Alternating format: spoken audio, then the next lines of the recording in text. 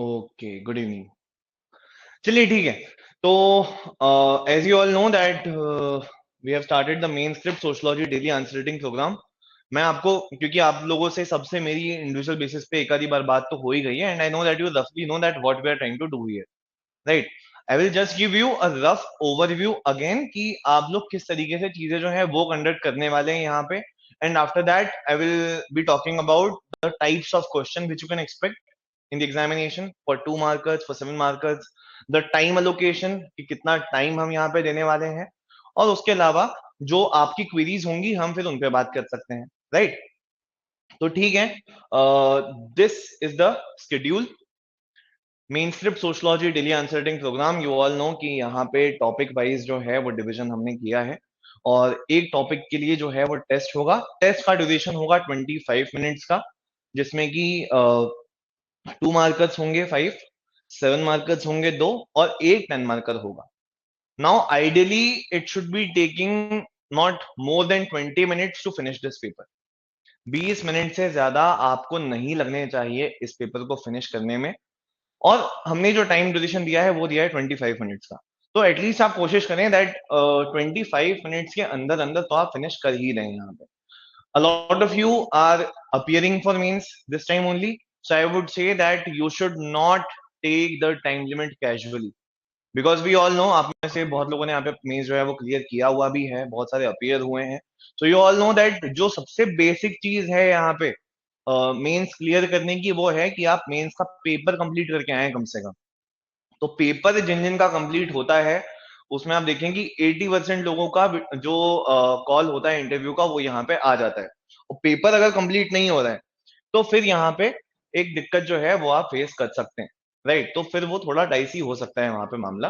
तो इसलिए don't take time limits casually, try to finish the paper in 20 minutes for those, because a lot of you are just starting to read this paper now, है ना। आप में से बहुत लोग अभी स्क्रैच से इस ये जो पूरा सब्जेक्ट है इसे स्टार्ट करेंगे, एंड दैट कम्प्लीटली फाइन। तो इसलिए मैंने आपको 25 मिनट्स का यहाँ पे लिमिट दिया हुआ है, पर उससे ज्यादा you don't have to take a single minute. Okay, so we will be studying the things topic wise. There will be 31 tests and 4 FLTs at the last. This is going to be our game plan. ये होने वाला है हमारा game plan. सबसे पहले आप topic जो है, क्योंकि आपको यहाँ पे पहले से टॉपिक दिया हुआ है, आप वो टॉपिक पढ़ेंगे। ओके, उसके बाद you will have to write the test at 5 PM। We have created the WhatsApp group, और व्हाट्सएप ग्रुप पे ही आपको टेस्ट जो है वो शेयर किया जाएगा। Try to finish the test in 25 minutes. Try to finish in 20 minutes only, but yes, you can take up to 25 minutes, as I've said.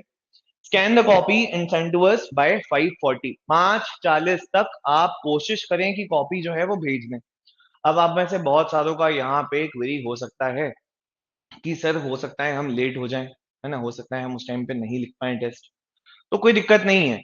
आप अगर ऐसी इमरजेंसी कंडीशन है ना, आप कहीं फंस गए हैं तो आप कॉपी लेट भी भेज सकते हैं, बट ट्राई कि आप उसी दिन 5:40 तक भेज दें, तो आपकी एक पंक्चुअलिटी जो है वो बनी रहेगी, खुद के प्रति एक इंटीग्रिटी जो है वो बनी रहेगी। Okay, next is copy evaluation. You all know and we have conveyed it to you in person that the team which will be checking your copies, uh, it mainly consists of those aspirants who have appeared for interview। ठीक है, तो जो पूरी की पूरी team है जो आपकी कॉपी चेक करने वाली है, वो लोग मेंस जो है उनका उसका मल्टीपल एक्सपीरियंस उनके पास में, वो मेंस क्लियर कर चुके हैं, और इसलिए वो एक बहुत अच्छी कंडीशन में रहेंगे कि वो आपको यहाँ पे प्रॉपर इनसाइट जो है वो बता पाए कि आप किस तरीके से अपना इंप्रूवमेंट कर सकते हैं। Along with that model answers जो हैं वो भी आपको यहाँ पे प्रोवाइड करवाए जाएंगे, और डिस्कशन होगा। अब डिस्कशन पे आप में से कुछ लोगों के डाउट हो सकते हैं कि सर डिस्कशन जो होगा वो लाइव होगा कि रिकॉर्डेड होगा। आई वुड से it will be a hybrid mode. Okay, तो लाइव डिस्कशन जो है वो हम यहाँ पे हफ्ते में कम से कम एक बार तो करेंगे ही करेंगे, है ना। उसकी फ्रीक्वेंसी हम बढ़ा भी सकते हैं, बट बाकी टाइम पे हम रिकॉर्डेड सेशंस रखेंगे, ताकि आप उसकी स्पीड बढ़ा के भी अगर देखना चाहें तो देख लें, because time is of essence right now.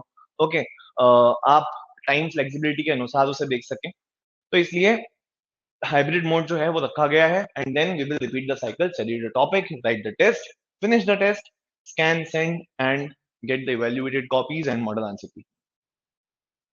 Okay,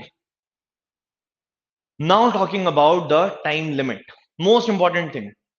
सबसे ज्यादा इंपॉर्टेंट चीज जो है वो मैं आपको अभी कह रहा हूँ, it is not knowledge, it is the paper. Okay, आप पेपर में क्या लिख रहे हो, आप पेपर में कितना लिख रहे हो, वो सबसे ज्यादा इंपॉर्टेंट है। Okay, I personally know many of my friends, my mates who have cleared the examination itself and they are not so well versed with any of those subjects which are asked there in the main examination. So subjective knowledge, yes, it is important, but not to that extent. The most and main, the the most important thing here is to finish the paper. Okay, and finish the paper with a presentability. ठीक है, आप presentable format में keywords के साथ में paper अगर finish कर पा रहे हैं तो आपके लिए बेस्ट होगा वो। 5 क्वेश्चन जो है वो रहेंगे, हमारे फॉर्मेट की भी बात कर रहा हूं मैं, हमारा फॉर्मेट जो है 25 मिनट के टेस्ट का। तो उस टेस्ट में आप देखेंगे कि 5 जो है वो 2 मार्कर रहेंगे, 2 7 मार्कर रहेंगे और एक यहाँ पे रहेगा 10 marker. Okay, word limit you all no that for 2 markers the word limit is 20. It is completely unchanged from the last 3 markers. 7 marker के लिए जो वर्ड लिमिट है वो है 60 और 10 मार्कर्स के लिए वर्ड लिमिट जो है वो है 200। तो यहाँ पे भी कोई परिवर्तन नहीं है, यहाँ पे भी कोई परिवर्तन नहीं है। परिवर्तन यदि कहीं है तो वो है यहाँ पे और वो है 10 शब्दों का। 10 words are increased now because ये 10 वर्ड्स जो है वो इंक्रीज हो गए हैं। So no one knows that what is on the other end, MPPSC हमें किस प्रकार की कॉपी जो है वो यहाँ उपलब्ध करवाने वाला है।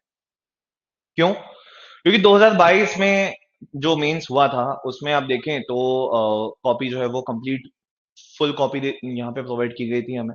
ओके, सिमिलरली 2019 में भी ऐसा हुआ है।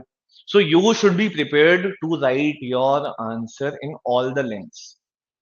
आप हाफ के लिए भी प्रिपेयर्ड रहें, 3/4 के लिए भी प्रिपेयर्ड रहें और फुल के लिए भी प्रिपेयर्ड रहें। राइट, आई नो दैट ये आपको सुनने में थोड़ा अजीब सा लग सकता है कि सर ऐसे प्रिपरेशन करेंगे कैसे।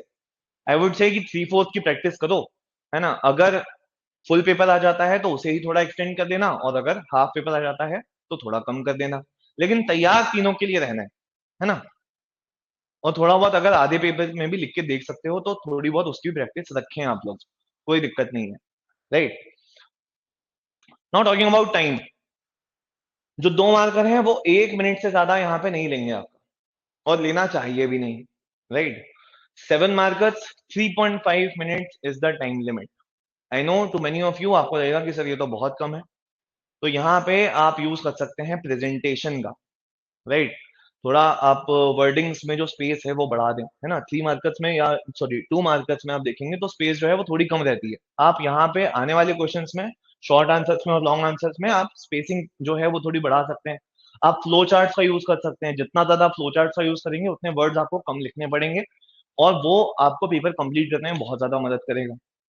राइट, तो नॉट मोर देन 3.5 मिनट्स और इसका ट्रैक आप रखिए। अब भाई देखो, कई बार होता है कि 4 मिनट लग जाते हैं, कई बार 4.5 मिनट भी लग जाते हैं, तो फिर यहाँ कम लो या यहाँ कम लो, कहीं पे आपको एडजस्ट करना पड़ेगा। It can be flexible but not a lot. ठीक है, थोड़ी रिजिडिटी तो हमें यहाँ पे रखनी पड़ेगी। Okay, not talking about the long answer type questions. Long answer में 8 मिनट से ज्यादा आपको नहीं लगने चाहिए। 2 पेजेस आपको लिखने हैं, 200 वर्ड्स लिखने हैं, आराम से 8 मिनट में आप लिख सकते हो। It can take up to 9 minutes, but try कि आप उसे कम करें और फिनिश करें। ओके, एफएलटी के टाइमिंग अब हम यहाँ पे डिस्कस कर रहे हैं। ये तो हुआ पर क्वेश्चन, है ना। अब एक एफएलटी में एक पार्ट का अगर हम टाइम देखें तो 15 क्वेश्चन के 15 मिनट्स, ओके, 10 क्वेश्चंस के 35 मिनट्स और 5 क्वेश्चंस के होंगे 40 मिनट्स। ठीक है, क्लियर है यहाँ पे सबको? किसी को कोई डाउट तो आप पूछ सकते हैं। ठीक है जी, अब हम बात करते हैं कि किस टाइप के क्वेश्चंस जो हैं वो आपसे पूछे जाने वाले हैं। कैसे क्वेश्चंस आपको एक्सपेक्ट करना चाहिए 2 मार्कर्स में, 5 मार्कर्स में या सॉरी 2 मार्कर्स में, 7 मार्कर्स में या 10 मार्कर्स में। सबसे ज्यादा जो हमारी टीम को लगता है कि जो आने के चांसेस हैं इस बार के मीन्स में वो 2 मार्कर में रहेंगे, 1 वर्ड टाइप आंसर्स, है ना। क्योंकि अगर ये 2 मार्कर कर रहे हैं, उसे 3 नंबर से 2 नंबर किया है तो कुछ तो परिवर्तन यहाँ पे आएगा, है ना। वो परिवर्तन कैसा हो सकता है कि आपसे एक शब्द वाले, है ना, बहुत सारे ऐसे ऐसे यहाँ पे क्वेश्चंस जो है वो पूछे जा सकते हैं जिसका आप एक या दो वर्ड्स में आंसर देके आगे बढ़ सकते हैं। हु बेस्ड क्वेश्चंस जो हैं वो देखते हैं। Who is regarded as the founder of Indian sociology? Simply the answer will be G S Ghurye. Now it complete depends on you कि आप इसे किस तरीके से प्रेजेंट करना चाहते हैं। बहुत लोग यहाँ पे डायरेक्टली लिख के आगे बढ़ जाते हैं जी एस घुरियर, बहुत लोग यहाँ पे पूरा का पूरा लिख देंगे that G S Ghurye is regarded as the founder of Indian sociology. कुछ यहाँ पे ज्यादा एक्सपर्ट होते हैं, है ना, थोड़ा सार्केज्म है, कुछ जो ज्यादा होते हैं वो लोग यहाँ पे जीएस घुरियर के बारे में फिर 3 लाइन और लिख देंगे। भाई वो बिल्कुल नहीं करना है, ठीक है, वो बिल्कुल नहीं करना है। टाइम जो है वो एसेंस का है, समझिए, है ना। उसके चक्कर में एक पूरा का पूरा 3 मार्कर छूट गया तो बहुत दिक्कत हो जाएगी। अगेन नंबर्स में काफी अभी तक कंफ्यूजन है, मुझे भी और आपको भी होगा ही, सही बोलने की आदत वही है, बट ठीक है, मैं 2 मार्कर्स की बात ही कर रहा हूँ। वेन, तो वैन की बात करें तो national cyber security policy was introduced in which year? You just have to write the year and move on. Sources: four वर्ण system was mentioned for first time in which Vedic text? सीधा text का नाम लिखो, पुरुष सुक्त जो है ऋग्वेद का वो लिखो एंड यू कैन मूव, आगे बढ़ सकते हैं आप। टाइप्स पूछे जा सकते हैं आपसे, लाइक 3 मेजर ऋण, 3 मेजर ऋण जो है वो पूछे जा सकते हैं। तो जो पितृ ऋण है, देव ऋण है, ओके, ये सारे ऋण जो है वो आपसे पूछे जा सकते हैं। Points: what are the major problems in nation building? तो यहाँ पे अब मेजर प्रॉब्लम्स की जगह यहाँ पे हो सकता है कि 2 मेजर प्रॉब्लम्स पूछ लें या 3 पूछ लें।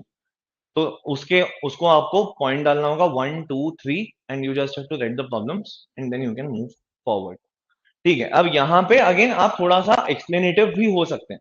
ठीक है, हो सकता है कि आपको 1 वर्ड में प्रॉब्लम्स याद नहीं आ रहे हो, तो हो सकता है कि आप यहाँ पे 2 या 3 वर्ड जो है वो एक पॉइंट के लिए यूज करें, पर उससे ज्यादा आपको एक्सप्लेन करने की कोई जरूरत नहीं है। तो ये सारे के सारे डायरेक्ट क्वेश्चंस हैं, है ना। यहाँ पे बहुत ज्यादा डिफाइंड वे में वो आपसे पूछेंगे ही ताकि आप ज्यादा ना लिखें। फिर उसके बाद कुछ ऐसे क्वेश्चंस जो हैं वो आएंगे जो इसमें कि क्लियरली डिफाइंड नहीं होगा। What do you mean by civilisation? जब ये सवाल पूछा गया है तो आपको यहाँ पे सिविलाइजेशन के बारे में एक डाइवर्स आंसर देना पड़ेगा। Here you will have to define civilisation. Okay, now it can take 1 line और 2 लाइन्स। ठीक है, इसकी डेफिनेशन आएगी, इसका एग्जांपल आप दे सकते हैं, इसे कल्चर से कंपेयर कर सकते हैं आप। तो व्हाट जो है उसमें आपको जो 4 लाइन हम दे रहे हैं वो चारों लाइन जो है वो फिल हो जाएंगी। ओके, अब 3 लाइन में लिखना चाहे तो 3 लाइन में भी लिख सकते हैं। Difference: right the difference between rural and urban area. ये हमें अलग से टॉपिक है ना, रूरलिज्म अर्बनिज्म, तो इसलिए ये क्वेश्चन जो है वो यहाँ पे इंसर्ट किए हैं हमने। अब जब यहाँ पे आप देख रहे हैं कि प्लीज अलाउ टेकिंग स्क्रीनशॉट, इसका मैं या तो आपसे पीपीटी जो है वो शेयर कर दूंगा, तो बिल्कुल कोई दिक्कत नहीं है। स्क्रीनशॉट बिकॉज वो काफी टेक्निकल चीजें हैं, तो अगर मैं यहाँ पे अलाउ करता हूँ आपको तो हो सकता है कि उसमें मुझे ही काफी टाइम लग जाएगा। ओके, तो the PDF will be shared on the group, don't worry about that. Okay okay, तो कंटिन्यूइंग द फ्लो, डिफरेंस की हम बात कर रहे थे। Right the difference between rural and urban areas. Difference में अगर आपको एक या 2 वर्ड्स में आप डिफरेंस जो है वो पॉइंट वाइज बता सकते हैं, तो मैं कहूंगा कि आप सेंटर में एक लाइन जो है वो ड्रॉ करें, है ना, लाइक इस तरह का डिवीजन जो है वो हो सकता है यहाँ पे,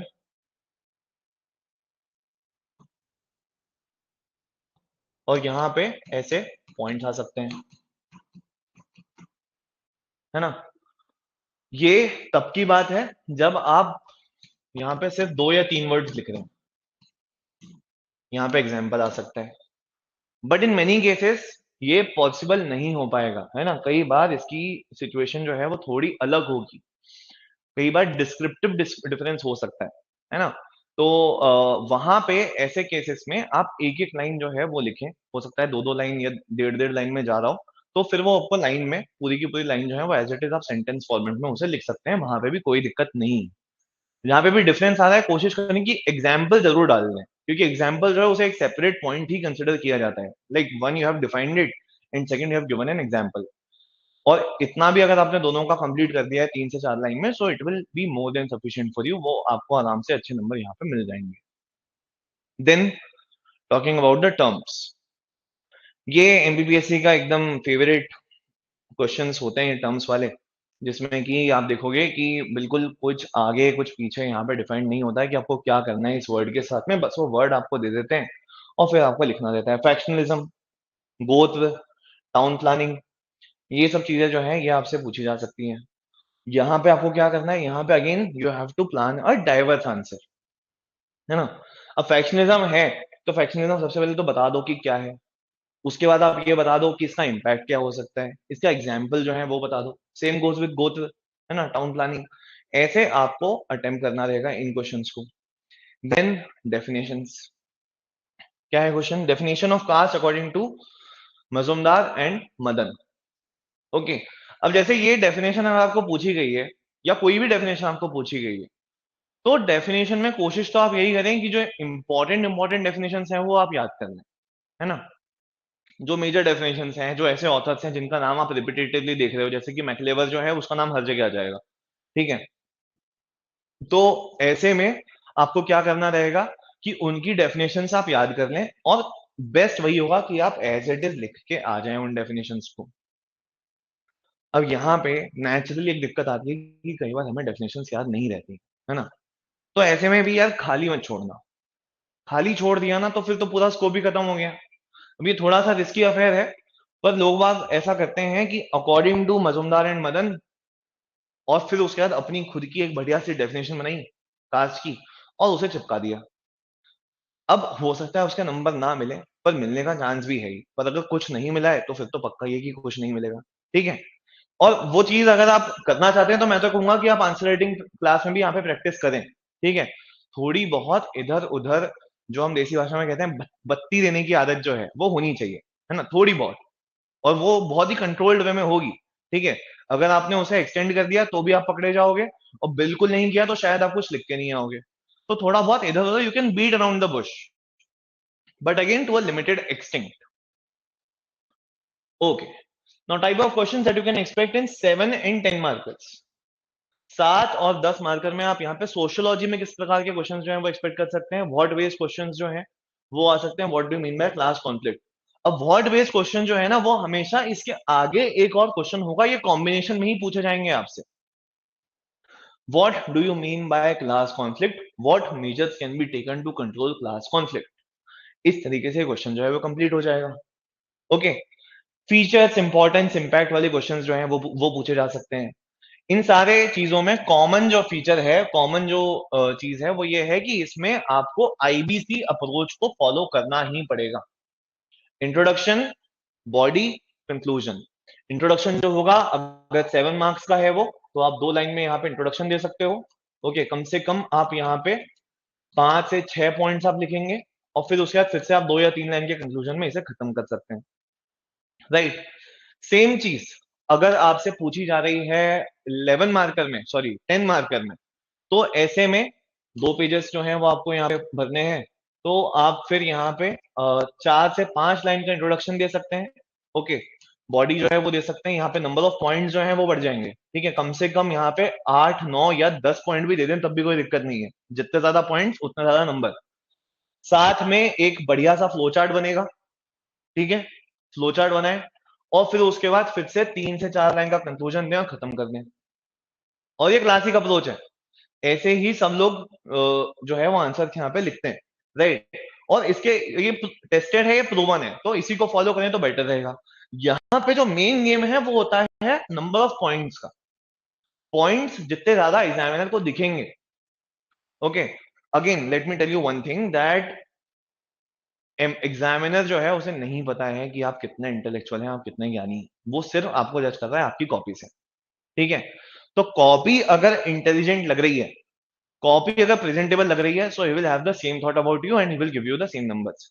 हो सकता है कि आप एक्चुअली आपका कोई रिजेम्बलेंस ही ना हो आपकी कॉपी से, and that completely, yes it is a thing, right, we all know, है ना। उसके बारे में मैं बहुत ज्यादा नहीं बोलूंगा, पर कई लोग यहाँ पे कॉपी से बहुत ज्यादा विपरीत होते हैं अपनी रियल लाइफ में, है ना। पर आपको कॉपी जो है उसे ऐसा बनाना है कि आप लगे कि आप तो बड़े पढ़े लिखे आदमी, आप कीवर्ड्स का यूज करिए, राइट। आप अगर जहां पे डेटा जो है वो आ सकता है, हम चार्ट्स अगर प्रेजेंट कर सकते हैं तो आप उनका यूज करिए, so it makes your copy looks, it is more educated. Okay, then the questions, difference. अब देखो अगर 7 मार्क में और 10 मार्क में डिफरेंस आ रहा है तो भाई एक बेसिस भी बना दो, ठीक है। I should have selected a red pen for this, but ठीक है, आई नो कि आप लोग को समझ में आ जाएगा। तो बीच में आप बेसिस लिख सकते हो या फिर कहीं पे, तो जो भी डिफरेंस आप लिख रहे हो बेसिस के साथ लिखो, ठीक है। जो एस्पेक्ट्स हैं उनके साथ में लिखोगे तो उसके ज्यादा नंबर मिलेंगे। कॉपी भरी भरी लगती है, ठीक है, ऐसा लगता है कि 3 अलग अलग चीजें हैं, जबकि बेसिस में करना कुछ नहीं होता है, ठीक है। इनफैक्ट आप लोग पहले डिफरेंस लिख सकते हो, बाद में भी बेसिस जो है वो लिख सकते हो, तो उसमें भी टाइम जो है वो बच जाता है और ज्यादा ब्रेनस्टॉर्मिंग नहीं करनी पड़ती है। अलग अलग ट्रिक्स होती हैं सबकी, बट यस बेसिस जरूर दें। Write the major difference between caste and class, this can be a question. Evaluate, critically evaluate, explain, elucidate, comment, suggest, highlight, examine, इस टाइप के क्वेश्चंस भी आते हैं जो कि काफी हद तक डिस्क्रिप्टिव होते हैं अपने नेचर में, है ना। यहाँ पे नेचर जो है क्वेश्चन का वो डिस्क्रिप्टिव है, पर कोशिश भाई आपको यहाँ पे भी यही करनी है कि आप हमेशा पॉइंट्स दे दें उसे, उसने पॉइंट पूछे हो चाहे पॉइंट ना पूछे हो। आंसर जो है वो जितना पॉइंट्स में होगा वो उतने ज्यादा नंबर देके जाएगा आपको। तो खुद अपनी कॉपी को ऐसा बना लें कि मतलब आंसर को प्रेजेंट आप इस तरीके से करें कि उसमें पॉइंट्स आ जाएं कैसे भी, उसमें फ्लो चार्ट्स आ जाएं कैसे भी। पर कई बार नहीं भी आते हैं, है ना। कई बार जब बिल्कुल ही कोई स्कोप नहीं बच रहा है तो फिर हम एकदम शुरू से लेके अंत तक उसे लिख देंगे। तो वहां पे भी स्पेसिंग जो है उसका ध्यान दें, है ना। पैराग्राफ्स जो है वो इंटरवल्स में चेंज करते रहें, एक बार में बहुत ज्यादा लंबा पैराग्राफ ना लिख दें। इन चीजों का ध्यान दिया जा सकता है, बट अगेन आइडियलिज्म जो है वो है यहाँ पे इस अप्रोच को फॉलो करना। ओके, क्वेश्चन कैसे पूछा जा सकते हैं इवेल्युएट, क्रिटिकल इवेल्युएट में, evaluate the impact of western influence on Indian culture. Now if the word only evaluate is used तो आप रोज भी बताएं और कौन सी बताएं, but if the word critically evaluate is used the more focus will always be on criticism, वो है आपका आलोचनात्मक मूल्यांकन, ठीक है।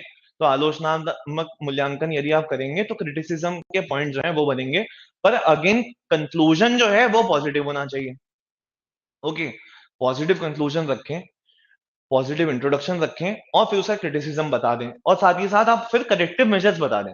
जब भी आप क्रिटिकल इवेल्युएशन दे रहे हैं तो उतना स्कोप रखिए कि आखिरी में या तो आप कंक्लूजन पॉजिटिव दे दें या करेक्टिव मेजर्स बता दें, नहीं तो वो अप्रोच जो है वो काफी नेगेटिव हो जाती है और उसके कारण नंबर आपको यहाँ पे कम मिल सकते हैं। ओके सर, पॉइंट्स में नंबरिंग करें या फिर एरो सही रहेंगे? ज्यादा नंबर ऑफ पॉइंट्स हैं तो नंबरिंग करें, कम नंबर ऑफ पॉइंट्स हैं तो एरो बना लें, है ना। मतलब भाई दिखना चाहिए। अब देखो यार, अगर मैं यहाँ पे 7 मार्कर लिख रहा हूँ, ठीक है, 7 मार्कर में लिख रहा हूँ और 7 मार्कर में अगर मैं पॉइंट जो है वो 3 ही दे रहा हूँ और मैं 1 2 3 बता के दे रहा हूँ उसको, तो मैंने तो उसे बता दिया है कि भाई मुझे नहीं आता है ज्यादा, मुझे कम नंबर दे दो, मुझे चलेगा। ऐसा तो नहीं कर सकते हम, है ना। तो फिर ऐसे में क्या करेंगे, यहाँ पे एरोस बना दो, एरोस बना दो, बुलेट्स बना दो, जो भी है।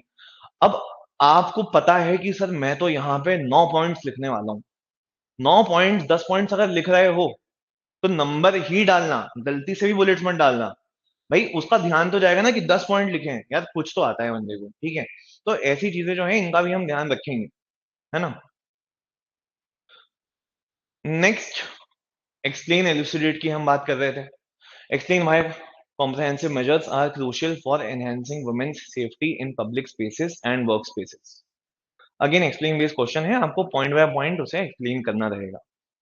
कमेंट, सजेस्ट, हाईलाइट, एग्जामिन, ये इस टाइप के क्वेश्चंस जो हैं वो भी आ सकते हैं, और अप्रोच जो है वो भी इनमें मोर और लेस सेम ही रहेगी, because obviously we have a paucity of time here, so I won't go into explaining each of these words to you right now.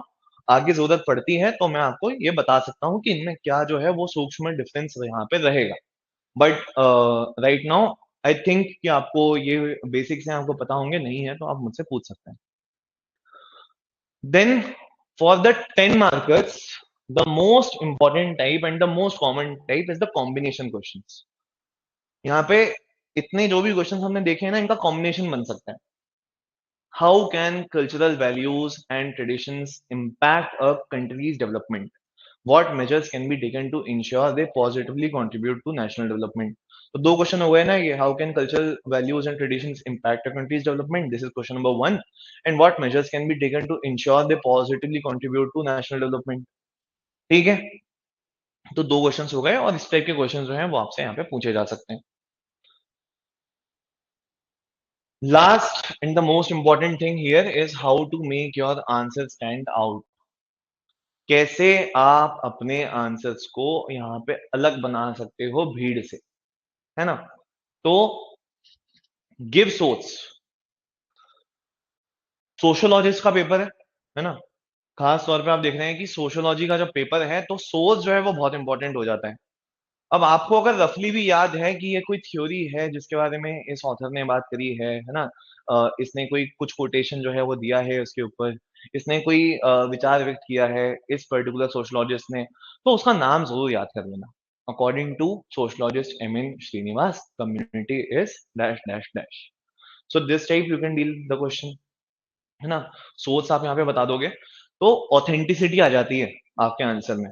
भाई अगर आपने ये कहा है, डायरेक्टली आपने बता दिया that what is a community, तो शायद मुझे लगे कि नहीं यार डेफिनिशन गलत भी हो सकती है, पढ़ने की ज़रूरत है। But if you have written that but if you have written that according to sociologist M N. Srinivas, तो मुझे लगेगा कि हाँ यार, ये बंदा जो है इसने याद किया हुआ है और श्रीनिवास साहब ने थोड़ी ना गलत लिखा होगा। ठीक है? Now again talking about reality, many people know कि ये जो फैक्ट है, ये इस व्यक्ति के द्वारा कहा गया है। मेनी पीपल डोंट, बहुत सारे लोगों को यहाँ पे नहीं पता होता है, उसके बाद भी वो कोट कर देते हैं। So that's up to you, okay, up to your choice. I would say कि पता हो तो करें, और नहीं तो कुछ रफली आसपास तक आप रिलेट करें, है ना? मतलब if this is the line then don't go here और here, you can stay somewhere here, okay. Now enrich your answers with facts and data, क्योंकि इसी में आपको यूनिट 5 भी है ना? जो कि कंप्लीटली सोसाइटी वाला पार्ट है। Issues of elderly, women, children, crime जो है वो यहाँ पे है, पहली यूनिट में ही है वो तो, है ना? पहली या दूसरी यूनिट में। तो इससे रिलेटेड आपके पास में बहुत सारे फैक्ट्स हो सकते हैं, बहुत सारा डेटा हो सकता है, और जहां पे डेटा की बात हो रही है वहां पे डेटा आना चाहिए, right? If I am saying that यहाँ पे बहुत सारी महिलाएं जो हैं, a lot of women are now getting the institutional delivery, right? तो अलॉट बोलने से कोई इम्पैक्ट नहीं पड़ा ना, but if I am saying that 95% of women are now getting institutional delivery as per the latest report of ministry of health and development. Now this makes sense, this can fetch you marks, okay. Give examples wherever needed, sociology है, बिना examples के काम नहीं होगा boss. जहां पे कोई भी कॉन्सेप्ट जो है वो पूछा गया है, एग्जांपल्स सबके तैयार रखो, रट लो, ठीक है? एग्जांपल्स जो है, कई बार आपको बहुत सारे कॉन्सेप्ट जो है यहाँ पे बहुत क्लोजली निट है, ठीक है? फॉर एग्जाम्पल, अच्छे अच्छे लोगों को आप जाके पूछोगे कि क्या डिफरेंस है एक क्लैन में, एक लीनिएज में, डिसेंट में, शायद वो ना बता पाए, ठीक है?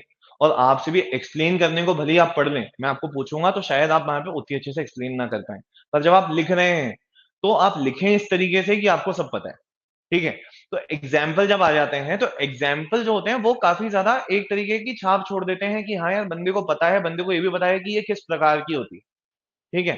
तो जैसे कि गोत्र अगर पूछा गया है, तो गोत्र का फिर एग्ज़ाम्पल आना चाहिए जो अलग-अलग गोत्र हैं। अरे अपना खुद का गोत्र लिख देना, ठीक है? तो एग्जाम्पल आ जाता है तो अगेन ऑथेंटिसिटी आ जाती है, और एग्जाम्पल से एक्स्ट्रा नंबर आप फेच आराम से कर सकते हो। फ्लो चार्ट्स एंड प्रेजेंटेशन, और ये तो हर पेपर की ही बात है ना? फ्लो चार्ट्स तो आपको देने ही देने, है ना? जहां पे भी स्कोप मिल रहा है फ्लो चार्ट बनाने का, वहां पे आप फ्लो चार्ट जो है वो लिखें। सुश यहाँ पे पूछ रही है सर, आपकी बुक में फैक्ट्स और एग्जाम्पल मेंशन्ड हैं क्या? जी हाँ सुश, मेंशन्ड है, आप वहां से रेफर कर सकते हो। फिर लोग कह रहे हैं सर डेटा अलग से साइड में टेबल बना के प्लॉट कर सकते हैं। अगेन फिर लोग डिपेंड्स ऑन यू कंप्लीटली। भाई देखो जगह है और वो हौच पौच नहीं लग रहा है, राइट? तो आप बिल्कुल ये कर सकते हो, है ना? मतलब त्रिलोक का ये कहना है कि सर ये अगर कॉपी है ना? ये अगर मैं 7 मार्कर लिख रहा हूँ, तो क्या मैं यहाँ पे एक अलग से टेबल बना दूं और यहाँ पे की फैक्ट्स यहाँ पे लिख सकता हूँ, है ना? तो लिख सकते हो आप, पर लिखने से बेटर हमेशा होगा कि अगर कोई डेटा है आपके पास में तो उसका आप ग्राफ वगैरह बना दो, है ना? तो अगर यहाँ पे ऐसे डब्बे में लिखा हुआ है लेकिन उसकी जगह अगर ये चार्ट जो है वो बना हुआ है, तो वो एनी डे बेटर होगा। पाई चार्ट हो सकता है, ग्राफ हो सकता है ना, कोई फ्लो चार्ट हो सकता है, कोई डायग्राम हो सकता है ना, उसका इम्पैक्ट इंडीड ज्यादा पड़ेगा। नहीं है, बिल्कुल डब्बा बनाओ, क्योंकि अलग से दिख रहा है और ज्यादा नंबर दे सकता है, सो अप्रूव्ड है, कोई दिक्कत नहीं है। ठीक है, फ्लो चार्ट्स अगेन यहाँ पे ना चांसेस जो है वो आपको लगेगा कि सर सोशियोलॉजी है, पूरा का पूरा डिस्क्रिप्टिव है, तो फ्लो चार्ट का स्कोप जो है वो है भी कि नहीं है। अगर कुछ नहीं सोच पा रहे हो फ्लो चार्ट में, तो जो क्लासिक हमारा लाइन वाला प्रेजेंटेशन चलता है वही चलने दो, है ना, जो लोग बाग ऐसे बना लेते हैं, यहाँ पे आधा चांद आ जाता है। ठीक है, अब पूरा अगर 7 मार्क में आ जाए तो आधा चांद आ जाएगा आपका, और वो वहां से आप पॉइंट्स ऐसे ही निकाल सकते हो। राइट।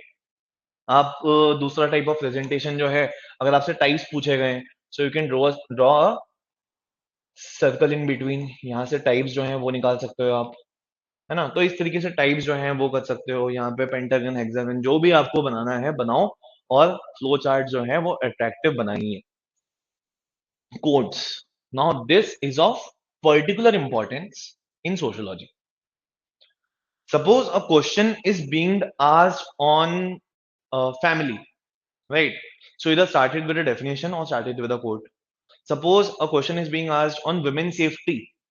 So women safety पे अगर कोई कोट आपको याद आ रहा है, ठीक है, तो वो बिल्कुल आपको लिखना ही है ना। जैसे कि विवेकानंद का कोई कोट हो सकता है यहाँ पे, गांधी जी का कोई कोट हो सकता है यहाँ पे, रविन्द्रनाथ टैगोर जी का कोई कोट हो सकता है यहाँ पे, तो बिल्कुल लिखिए उसको। Keep it precise and to the point, this is the last point, and this is the again a very very important point, that copy जो है ना वो हौच पौच नहीं लगनी चाहिए बस। Now you might know a lot of things, but if your copy is not attractive, it won't fetch marks. तो बहुत ज्यादा हौच पौच नहीं लगनी चाहिए कॉपी, तो उसे प्रिसाइज रखें और टू द पॉइंट रखें, जो पूछा है वही बताएं। एकदम भी बहुत लोग के आंसर्स हम लोग देखते हैं, तो कोई लिंक ही नहीं होता है क्वेश्चन में और आंसर में, वो लिंक मिस नहीं होना चाहिए। ठीक है, तो इतनी चीजें थी यहाँ पे। अब आपके कुछ यहाँ पे डाउट्स हों, तो वो आप लोग यहाँ पे डेफिनेटली पूछ सकते हैं। आज का सेशन जो है वो यहाँ पे इंट्रोडक्शन के पॉइंट ऑफ व्यू से ही रखा गया था। कुछ चीजें मुझे आपको बतानी थी जो मुझे लगा कि बहुत ज्यादा इंपॉर्टेंट है। Now if you have any kind of queries, so you can please shoot.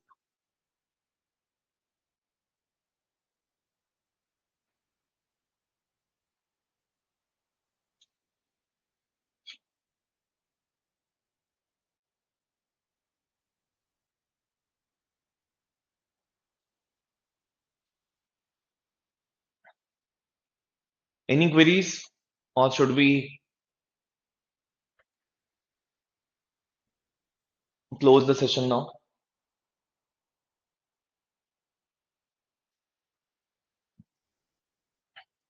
This was the last slide, and this is a picture which inspires me a lot, and it should inspire you a lot, that whether should you be practicing right now or not.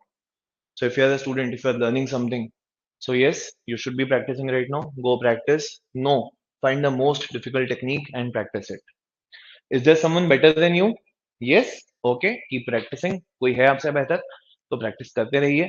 कोई नहीं है आपसे बेहतर तो आप यहाँ पे गलत सर्कल में हैं। अगर आपसे कोई बेटर आंसर नहीं लिख रहा है तो भाई गलत जगह हो आप। ठीक है, आपको जरूरत है कि if that you have to find someone better than you, and you have to keep practising. Practice हो गई है, आंसर्स लिखनी है, दिन भर बहुत ज्यादा पढ़ाई कर ली है आज के लिए, तो ठीक है, गो टू बेड, सो जाओ, अगले दिन उठो, फिर आंसर्स लिखना शुरू करो, फिर पढ़ना शुरू करो। If you are practicing right now, good, don't stop, keep practicing. Okay, now practice is very important for you. Yes. ठीक है, कुछ डाउट्स हैं वो यहाँ पे देख लेते हैं हम। सर इंट्रो में कोट यूज करना सही रहेगा, बिल्कुल बहुत सही रहेगा, कोई दिक्कत नहीं है ना। और इनफैक्ट सबसे ज्यादा इंप्रेसिव चीज हो सकती है अगर आप यहाँ पे वो कर सकते हैं तो। राइट, अब ऐसा नहीं है कि हर क्वेश्चन में ही कर दिया, तो थोड़ा डाइवर्सिटी क्वेश्चन वाइज भी रखनी पड़ेगी, कि हर क्वेश्चन ही कोट से स्टार्ट होता है तो फिर तो दिक्कत है ना। फिर आप बस कोट याद करके ही आए हो और कुछ याद करके नहीं आए हो। पर एथिक्स के पेपर में, सोशियोलॉजी के पेपर में कोट जो है वो आप यूज करोगे तो वो बेटर रहेगा आपके लिए। ठीक है, ओके। तो लोग पूछ रहे हैं सर एक ब्रीफ कर दीजिए फॉर प्रिपरेशन। ठीक है, त्रिलोक हम इस पे बात करते हैं, अभी ब्रीफ कर लेंगे आखिरी में। सौरभ पूछ रहे हैं सर अदर पेपर्स के लिए भी टेस्ट सीरीज आएगी क्या? सौरभ हमारे यहाँ पे 24 के लिए हमने एक टेस्ट सीरीज जो है वो लॉन्च करी थी, but because we have limited evaluators, because all the evaluators have appeared for me for the interview examination and many of them are still appearing for means this year, तो time उनके पास में बहुत limited है और इसलिए हमें यहाँ पे सीट जो है वो क्लोज करनी पड़ी है इसकी। और दूसरे पेपर्स के लिए सक्सेसिवली आएगी। 24 का मेंस जो है वो अभी हम देखते हैं कि अभी हम फिर से रिलीज कर सकते हैं या नहीं। पर जैसे ये वाली आंसर राइटिंग क्लास है उसके जस्ट बाद हम यहाँ पे एंटरप्रेन्योरशिप के लिए आंसर राइटिंग क्लास जो है वो लेके आ सकते हैं, इकोनॉमिक्स के लिए लेके आ सकते हैं, एथिक्स के लिए लेके आ सकते हैं, हिस्ट्री के लिए लेके आ सकते हैं। हिस्ट्री में I can be of very help to you. Okay. Okay, next is because अभी तक नहीं करा इसलिए। देवेंद्र क्या क्वेश्चन है आपका एग्जैक्टली exactly, मैं समझा नहीं। ठीक है ठीक है देवेंद्र, ओके सेम थिंग है, मैं उसका आंसर कर चुका हूँ। Now Trilok is saying like how to go throughout the day and revision. देखो यार त्रिलोक, अभी आप मेंस के लिए अपियर हो रहे हो, तो पहली चीज तो आप ये रियलाइज करो कि टाइम जो है वो बहुत कम है आपके पास में। टाइम है ही नहीं आपके पास में, तो टाइम को ऐसे डिवाइड करना पड़ेगा। मैं आपके लिए इनफैक्ट यहाँ पे बहुत लोग हैं जो मेंस के लिए अपियर हो रहे हैं, तो मैं अलग से ही आपको बता देता हूँ कि आपको क्या फॉलो करना है यहाँ, right.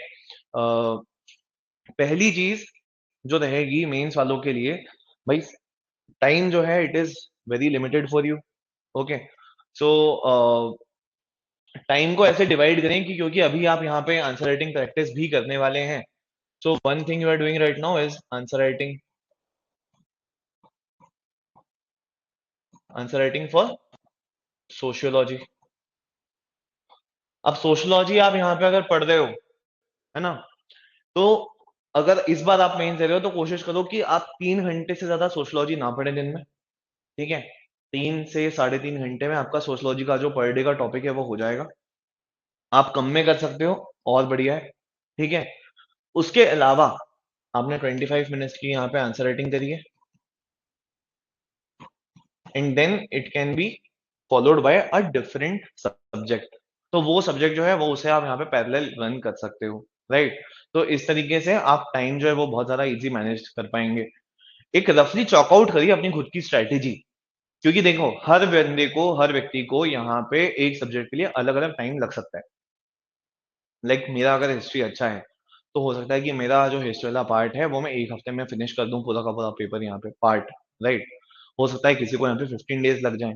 So it can vary from person to person, so you will have to identify your skills, your qualities and your expertise and your weaknesses as well.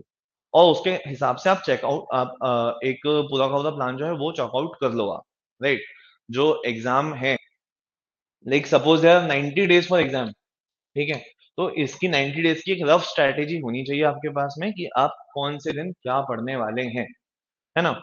और इसमें भी थोड़े दिन जो है वो काट के ही रखिए, क्योंकि कहीं ना कहीं वो दिन जो है कम से कम इसमें 5-6 दिन कब चले जाएंगे कहाँ चले जाएंगे मालूम नहीं पड़ेगा। ठीक है, तो उस हिसाब से आपको अपनी स्ट्रैटेजी है जो है वो बनानी है, राइट। देवेंद्र पूछे सर हैंडराइटिंग का इम्पैक्ट पड़ता है क्या? जी देवेंद्र, बिल्कुल पड़ता है। पर अगर वो लेजिबल है, अगर वो रीडेबल है, तो फिर बहुत ज्यादा नहीं पड़ता, है ना। मतलब ऐसी हैंडराइटिंग होनी चाहिए कि कम से कम मैं पढ़ पाऊं, मुझे पढ़ने के लिए एफर्ट ना करना पड़े। अगर एफर्ट करना पड़ता है तो फिर दिक्कत हो जाएगी, है ना।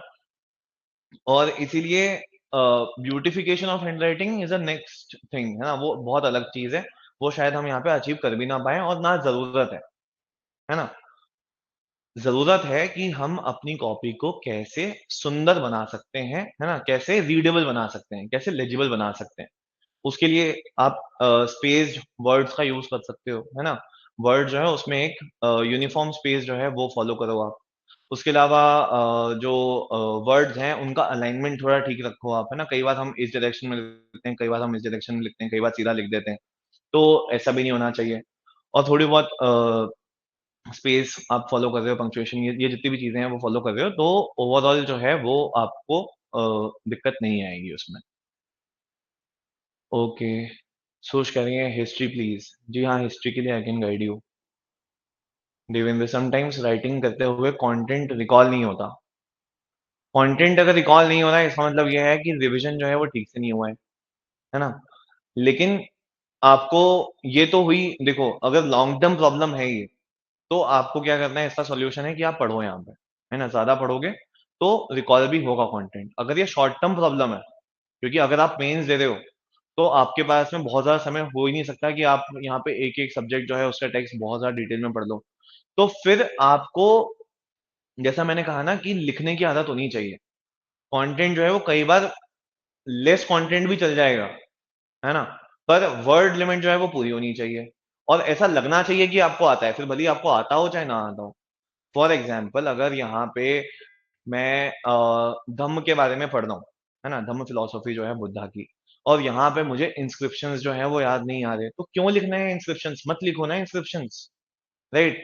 लिख दो कि वो क्या था, लिख दो कि उसका इम्पैक्ट क्या पड़ा, लिख दो कि उसको प्रोपोगेट कैसे किया अशोका ने, उतनी चीज़ लिख दोगे, है ना? एक बढ़िया इंट्रोडक्शन लिख दोगे, एक कंक्लूजन लिख दोगे, है ना? धम्म के एलिमेंट्स लिख दोगे, नॉन वायलेंस है ना? पैरेंटल किंगशिप है, ये जितनी भी चीज़ें हैं वो आप लिख दोगे, so it will make a good answer. तो कई बार ज़रूरी नहीं है कि आपको एक-एक कंटेंट याद आए। तो उस दौड़ से हमें, अगर हम अभी मेंस दे रहे हैं, तो हमें बाहर निकल जाना चाहिए अभी के अभी। जो आता है वो लिखो, जो नहीं आता है वो लिखना ही क्यों है?